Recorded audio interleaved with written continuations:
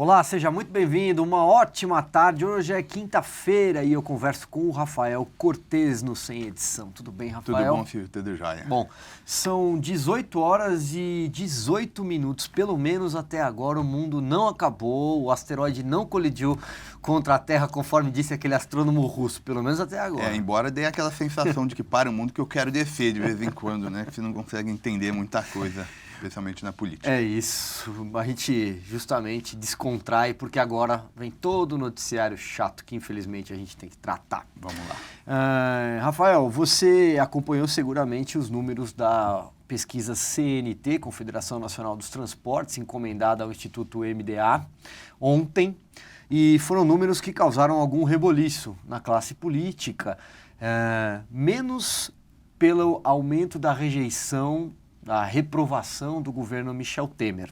Aí eu vou fazer a pergunta já num combo para você responder tudo. Perfeito. Mas mais pelo cenário, projetando a futura eleição de 2018, no qual Lula teria 30 pontos, 30% dos votos, liderando com folga, e na sequência nenhum nome aparentemente competitivo, vamos dizer assim. Tem um leve crescimento ali do Bolsonaro, que chega a ser uma surpresa. E os nomes de sempre, a Marina, o Aécio, mas todos muito abaixo dele. Passo a bola aí para você então comentar como é que você interpreta esses números, lembrando que a gente ainda está muito longe das eleições e que a gente também não sabe o estrago que a Lava Jato fará com esses nomes que foram colocados no tabuleiro, né? Acho que esse é um ponto importante. Acho que o primeiro passo é a gente... Como é que olhar uma pesquisa nessa conjuntura e com essa distância em relação ao processo formal de 2018? Acho que o primeiro ponto é, do ponto de vista do eleitor, essa pesquisa não traduz necessariamente uma preferência congelada ou já definida em que cada eleitor vai fazer sua escolha, né? Ele ainda não entrou no cálculo político, acho que ele muito mais reage a um pesquisador do que propriamente já está pensando com mais cuidado de como fazer a sua opção eleitoral. Até porque isso vai depender do acúmulo de evidências que a gente tenha até o momento da eleição e, sobretudo, do menu de candidatos. Você não escolhe o seu candidato sem pensar nos outros e, portanto, eu acho que nesse sentido ela não diz muita coisa. Agora, por outro lado, ela condiciona, e acho que daí a importância da gente entender essas pesquisas, ela condiciona o ponto de partida de cada grupo político ou de cada candidato individual, dependendo de como a gente quiser analisar. De alguma maneira, ela serve para constranger esses projetos políticos e entender o que a gente pode esperar desses atores que a gente analisa até 2018. E aí, eu acho que a gente tem 3 lições principais, né? A primeira, a competição eleitoral está aberta, né? Está aberta no seguinte sentido: a gente tem um governo que nesse momento tem baixa popularidade, baixa aprovação e, portanto, 2018 está aberto. Não vai ter um sentimento natural de continuidade por vários fatores que a gente pode discutir depois, mas acho que, em primeiro lugar, ela está aberta. O segundo, a despeito de toda a crise que o PT vem enfrentando, né, de desgaste de Lava Jato, desgaste do governo Dilma, que foi muito ruim do ponto de vista da economia, o próprio processo de impeachment, sugere que o partido enfrentou um problema difícil, vive uma crise, mas isso não quer dizer que não possa se viabilizar em 2018, especialmente se o Lula for candidato. E aí acho que a lição e o que a gente deve analisar até lá é como o STF vai se portar, né, não só o STF, perdão, toda a justiça em relação ao Lula, né, que é réu em alguns processos, e aí vai depender se é ou não candidato, se vai ter condição de elegibilidade. E a terceira questão, que eu acho que é importante, é dentro do PSDB, né, no campo governista como um todo, mas especialmente dentro do PSDB. Quando a gente pega os números, né, Aécio e Alckmin, não está claro, mesmo para eles, que existe um favorito dentro dos tucanos, né? Que tem um nome que seria melhor o partido escolher para enfrentar esse Lula que dá algum sinal relevante aí de competitividade. Você pega o mesmo nível de aprovação do Aécio e do Alckmin, alguma coisa um pouquinho em cima de 10%, conforme o cenário, mas na prática eles estão iguais. Então vai ter briga dentro do ninho tucano até 2018. Que é um cenário muito pulverizado e mais de 27% afirmam que votariam em branco, nulo. Obviamente é aquele pessoal, a grande maioria, quiçá, descontente com a política como um todo e que enxerga nesses nomes a velha política. E aí é sempre, acho que tem dois efeitos de saída. Primeiro, que ele incentiva novos nomes a entrar, porque eles percebem, né, que existe um vácuo de eleitorado que está descontente com o sistema. Pode ser o Bolsonaro, com um índice de intenção de voto um pouquinho acima do que a gente esperaria em condições normais de temperatura e pressão. O Bolsonaro, ele polariza a oposição mais forte, não só ao PT, mas a oposição a todo o governo. Isso, né? Mais anti-establishment do PSDB, que... Exato, o PSDB hoje é parceiro de primeira grandeza desse governo Michel Temer. Né? Você tem o eleitorado que está descontente com o PT, aí ele vai... Para onde ele vai ser canalizado? Você tem, digamos assim, um eleitor que enxerga ainda a responsabilidade no discurso, a ideia de uma certa moderação, e você tem figuras que vão ser mobilizadas por esse discurso um pouco mais antissistêmico, que é típico do Bolsonaro. Então, acho que você tem esse incentivo do branco nulo elevado, e o segundo ponto é aquele efeito paradoxal que a gente já comentou aqui, né? Branco nulo elevado... Por incrível que pareça, isso ajuda o status quo, porque isso é menos voto válido. Então, é mais fácil de quem já tem um recall, um capital político anterior, chegar ao poder porque você tem uma massa menor de votos. Então, esse é um paradoxo que a gente enfrenta, né? Que esse descontentamento com a política sistêmica traz, né? Porque, às vezes, ele dificulta a renovação. Isso é diferente de país rico, né? Que, em geral, país rico, o voto não é obrigatório. Então, esse eleitor do branco e nulo, no caso brasileiro, em país rico, em geral, não vai votar. Então, ele não conta para o processo eleitoral. Esse eleitor brasileiro, ele tem que, pelo menos, ir nas urnas e colocar o branco e nulo. Então, ao fazê-lo, ele diminui o número de votos válidos, então tem um efeito diferente do que ocorre nos países avançados. Então, eu vou aqui amarrando uma pauta na outra, um fio no outro, a gente continua. Na primeira parte da pesquisa, como a gente disse, apareceram os dados sobre o desgaste do governo Temer, né? Um governo cuja aprovação vem caindo, eleição após eleição, e foram mais de 7 pontos de outubro para cá, segundo essa pesquisa. Apontaria aqui alguns aspectos. Muito bem. A Lava Jato, né? Circulam informações de que o governo trabalha num consórcio para tentar acabar com a Lava Jato de alguma forma. Acho que isso amplia o desgaste. Não à toa, alguns movimentos já marcaram protesto para março, vão para as ruas a favor da Lava Jato.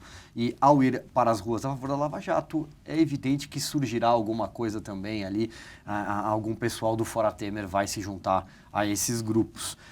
Teve um desgaste recente da nomeação do Moreira Franco, que é investigado pela operação policial para um ministério, o que lhe concede foro privilegiado. Perfeito. São só 2 aspectos. Coloco aqui mais um ainda para você comentar. A escolha do ministro da Justiça. Porque o ministro da Justiça não pode ser um ministro que já criticou a Lava Jato. Hoje, quinta-feira, o dia que a gente está gravando esse programa, inclusive ao vivo pelo Facebook, mas também gravado, depois será exibido no site de Veja.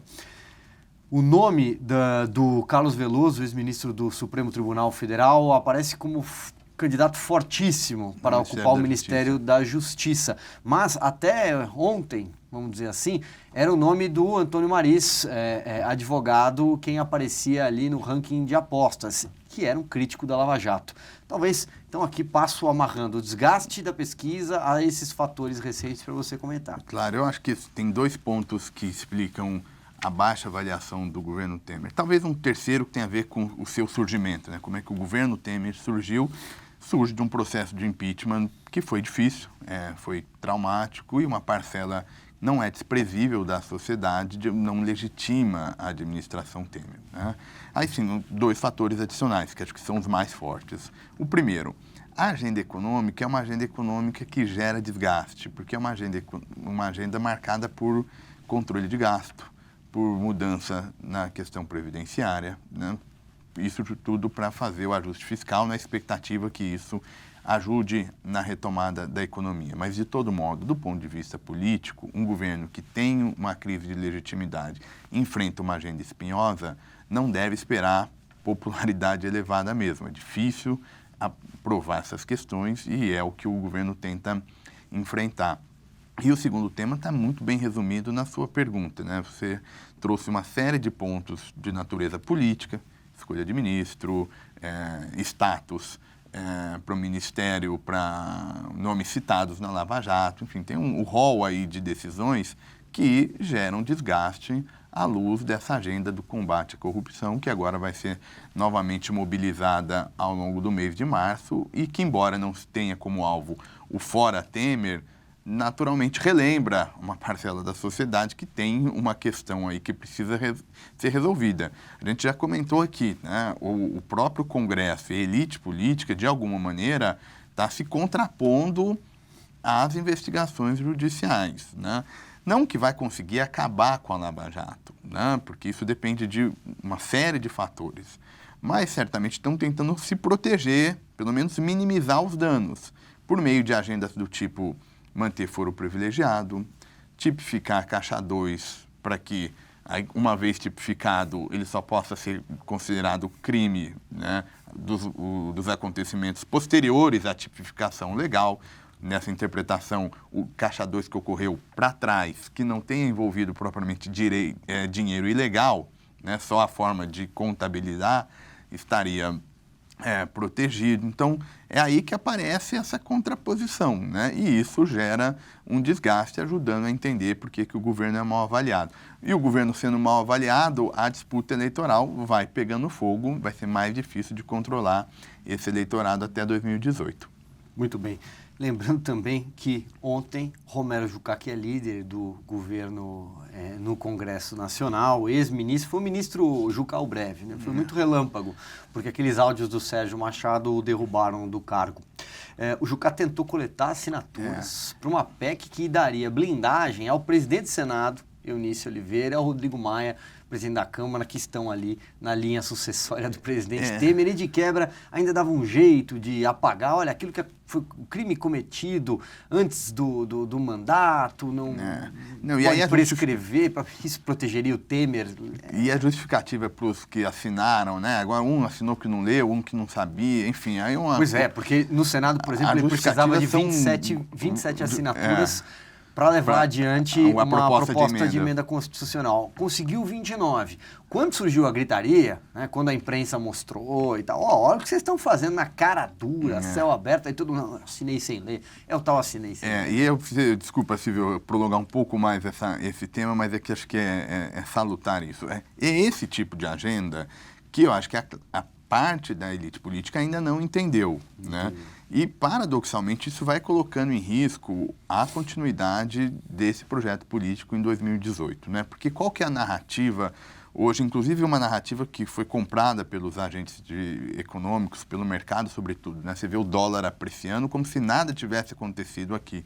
É na ideia de que o Temer vai aprovar essas reformas econômicas, o crescimento vai vir ao longo de 2018, vai ter um sentimento de continuidade, não vai ter nenhuma surpresa, né, nas próximas eleições. Mas esse tipo de agenda é que pode atrapalhar, porque a sociedade está mobilizada. Tem a questão econômica? Tem a questão econômica. Ela é grave? Ela é grave. Porém, acho que a gente está num novo patamar, uma nova forma de pensar a política, um eleitor muito descontente que não deve ser menosprezado. Acho que esse é um ponto relevante para a gente ir acompanhando ao longo do processo. Mas o Senado parece não tá nem aí com isso, né? Tanto que escolhe para presidir a comissão mais importante da Casa, a Comissão de Constituição e Justiça, o Edson Lobão, ex-ministro dos governos petistas, um PMDBista ali de primeira grandeza, aliado de José Sarney, e, veja você, aí, mais uma vez, vou amarrar um tema no outro aqui para passar a bola para você. Ele, em tese, porque eu acho que ele deveria se julgar impedido, tá? Ele vai presidir a comissão, vai presidir a sabatina do Alexandre de Moraes, futuro ministro do Supremo Tribunal Federal. Por que ele deveria se julgar impedido dessa atribuição? Primeiro, porque ele é investigado. E segundo, Rafael, porque hoje, né, mais uma etapa ali, um desdobramento da Lava Jato que foi às ruas, batizada de Operação Leviatã, bateu na porta da casa do filho do Lobão, um dos filhos. Esse é o Márcio, ele tem outro, que inclusive era suplente dele, chegou a assumir cargo no Senado. Bom, dinheiro desviado nas obras da hidrelétrica de Belo Monte, lá no Pará. Na esteira entra também aí, nas operações de busca e apreensão, aquele ex-senador do Pará, Luiz Otávio, que é um aliado do Jader Barbalho, estava alocado ali na integração nacional com o filho do Jader, o Helder. Então, pois é, né? O seu Lobão, que é a velha política, que é tudo isso que nós estamos falando, vai presidir uma sabatina e hoje temos mais um fato. E aí você continua. Operação da Polícia Federal batendo lá na porta da casa do filho do Lobão. A gente já tocou nesses pontos, assim, você vai ter ponto de vista analítico para ajudar a gente a entender, né?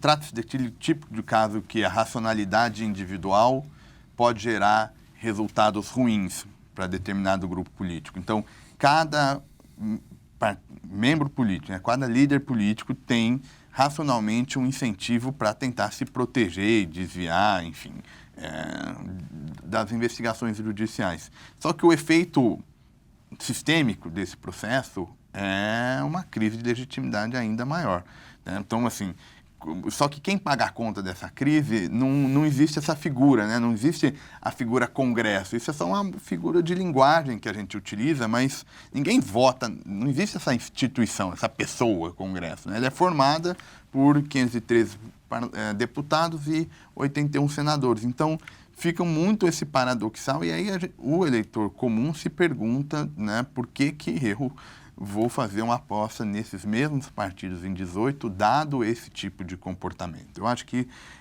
em resumo, isso materializa um problema crônico do sistema político brasileiro, é que a classe política ainda tem uma série de privilégios institucionais, o uso do controle do poder político é pouco controlado para fazer esse tipo de menção. Então, você vê grupo político, faz uma coalizão ampla, ocupa o espaço, ocupa a CCJ, ocupa a escolha do STF, do Alexandre de Moraes para o STF, é claramente uma tentativa também de bagunçar o coreto, né, de fazer um nome com proximidade política. Isso vai dificultando a ação do Supremo, uma ação mais institucional. Então, enfim, só para pegar alguns exemplos aqui de como esse processo é um processo desgastante que vai dificultando a gente voltar a uma certa normalidade política e criar mecanismos de accountability, que acho que é o que falta para a gente dar mais um passo para voltar a uma ordem um pouco mais virtuosa para o desenvolvimento brasileiro.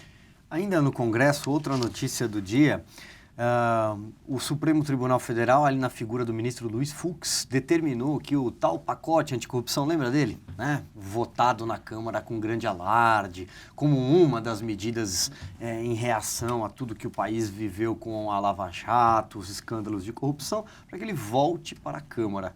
E aí, ao cair na mão do presidente da Câmara, Rodrigo Maia, este também citado na Operação Lava Jato, ele disse: o que eu faço agora? O que o Rodrigo Maia deve fazer? Essa é uma pergunta. O Rodrigo Maia, inclusive, que seria beneficiado se o projeto de emenda constitucional do Jucá, né, que estabelece que transfere a mesma lógica do presidente para os demais parlamentares, né, e membros representativos, de que só pode ser condenado por atos anteriores ao exercício do atual mandato. Isso beneficia também a todos eles. Pergunta complicada, eu acho que, enfim, no limite, vai colocar essa tramitação do projeto para andando bem devagar. O que pode apressar? É um choque de mobilização da sociedade, a sociedade civil pressionando. E esse é um bom ponto, porque é preciso que a gente entenda que, ou bem, a sociedade, nos seus diferentes grupos de interesses, formas, enfim, com diferentes agendas, ou se mobiliza e diminui o espaço discricionário da classe política, ou a tendência é esse tipo de ação, né, de conluio da classe política, de corporativismo, para se preservar, para preservar o mandato. A gente já tocou nesse ponto. Eu, particularmente, acho que a gente tem que defender o espaço da política, mas isso não significa defender político, né? Isso significa criar um ambiente para que a gente resolva os nossos problemas, busque soluções e não fique esperando que algo caia do céu. Não é defesa de político. Então, esse é o ponto. A sociedade precisa se organizar. Não é fácil, né? Tem muito... Se fosse fácil, todo mundo faria, mas é o ponto que a gente tem que entender e o eleitorado precisa entender que não é só de 4 em 4 anos. Tem que ser um processo político contínuo para pressionar esses nossos representantes. Muito bem, então para fechar o nosso papo, queria voltar num ponto que rapidamente a gente tocou quando a gente falou do governo Temer, do desgaste do governo Temer. Hoje, a Rádio Jovem Pan, o ex-ministro do Supremo, Carlos Veloso, falou como ministro do governo Temer, praticamente. E uma frase que chamou muito a atenção, e aí é sobre isso que eu queria que você comentasse, porque acho que abraça um pouco o que você falou sobre desgaste de políticos e sobre defender a política e não políticos. Ele disse o seguinte: o foro privilegiado, aspas dele, tá? É uma excrescência. É uma frase impactante para alguém que está chegando num governo acusado justamente de tentar parar a Lava Jato, né? Ele já chega com, eu imagino que quando sentar ali naquele mesão, né, dos ministros, alguns já vão olhar meio torto para ele. Já antecipou um certo conflito, eu acho que, e aí é o tipo de sinal que claramente tem pressão da opinião pública por um lado, necessidade de evitar desgaste com seus pares futuros. Não vai ser uma tarefa trivial, e até porque a gente vive uma crise de segurança pública também, que é bastante significativa. Essa é uma pasta que vai ter papel relevante. É verdade, o Ministério da Justiça ele agregou a segurança pública. Perfeito. Inclusive surgiram notícias, o jornal O Globo noticiou ontem, por exemplo, que o ex-secretário de Segurança do Rio de Janeiro, o José Mariano Beltrame, poderia entrar aí nesse combo de ministros, né?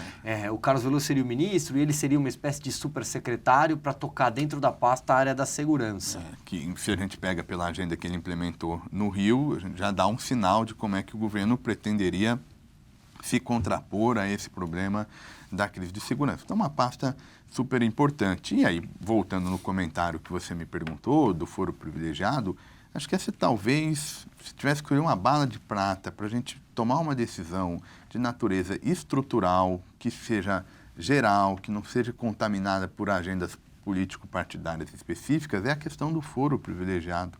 Né? A gente tem o foro, ele tem a sua importância, né? Que é proteger o tomador de decisão, um político, de intervenções arbitrárias do Poder Judiciário, enfim, entre outros. Mas isso tem que ficar voltado para quem de fato toma a decisão, quem é responsabilizado judicialmente por algo que aconteça. O presidente, por exemplo, tem um processo de impeachment e, portanto, ele precisa ser de uma maneira protegida de livres arbítrios por parte do judiciário ou de quem quer que seja. No caso brasileiro, você tem uma amplitude do significado do foro enorme, a ponto que você não consegue estabelecer mecanismos confiáveis de accountability na classe política. E que abre janela para falcatrua, né? E aí você, por exemplo, a gente tem que falar desse ponto, né? No caso da indicação de membros políticos para ministério, né? A tal do desvio de finalidade. Como foro privilegiado abre oportunidade para isso, isso pode se tornar uma sequência de indicações justamente para proteção de investigação futura. Aí isso faz com que o judiciário tenha toda hora que ficar batendo a porta e dando pitaco no processo político. Tira o foro, acabou o incentivo para isso, de forma estrutural, e a gente acha que pode ganhar em termos de qualidade institucional. Justamente, porque se há algum mérito e alguma razão para o foro privilegiado, para a defesa dele, também é importante dizer que é uma janela para falcatruas de alguns políticos também, né? A gente tem histórias recentes mostrando isso, né? Os áudios da conversa da ex-presidente Dilma com o ex-presidente Lula, dizendo: olha, Lula, eu estou mandando o Bessias aí levar um papel para você, quero papel para ele ser ministro. Use se precisar. Para mim fica claro um exemplo aí de de mau uso do foro privilegiado. Como não é o único, são vários. É investigado na Lava Jato, então dá um jeitinho de arrumar um cargo para ele, assim ele sai das mãos do Sérgio Moro e cai lá para o Supremo, onde pode ser que demore mais 2, 5 anos e ninguém sabe o que vai acontecer até lá. Por exemplo, o caso do Moreira Franco, que foi citado recentemente, né? É a mesma lógica com uma decisão diferente do STF. Isso naturalmente começa a gerar uma questão por que o resultado foi diferente. Então, isso também gera um desgaste em torno do Supremo desnecessário. Então, se você estreita o significado do foro para quem de fato merece ter isso, para que ele não seja desviado do seu papel importante que possa ter, você ajuda uma série de discussões que eu acho que só pode trazer ganhos em termos de prestação de contas e termos de um processo político menos traumático do que o que a gente vem enfrentando. Assim, é incrível o que tem acontecido do ponto de vista do processo político nesses últimos anos. De um lado, é bom, porque acorda, chama a atenção da sociedade, mas chegou um momento em que a gente precisa transformar esse sentimento de revolta ou de crítica ao sistema político em decisões importantes para o combate à corrupção e seus desdobramentos. É verdade. E antes de encerrar, um ponto que eu me recordo agora, esqueci de falar isso quando falamos sobre o Edson Lobão e tal, que foi a estreia do Edson Fachin, né, deliberando essas buscas e toda a ação. O Fachin foi célere no Supremo em suas primeiras canetadas ali como relator da Lava Jato no lugar de Teori Zavascki, que morreu em janeiro. E é super importante, porque nesse atual formato, que é fundamentalmente desdobramentos do foro, o STF é a primeira instância de controle, né, de julgamento da classe política. Então, é preciso que o Supremo crie estrutura para responder de forma razoavelmente, não só rápida, né, mas eficiente, para que a gente tenha mecanismos de controle bem construídos. Perfeito. Rafael, obrigado mais uma vez. Eu que agradeço. Presença constante aqui. Está aí ao longo do ano. Vamos bater muito papo ainda aqui. Uma satisfação. Obrigado, Rafael. E muito obrigado a você pela sua companhia, pela sua audiência. Até o próximo Sem Edição.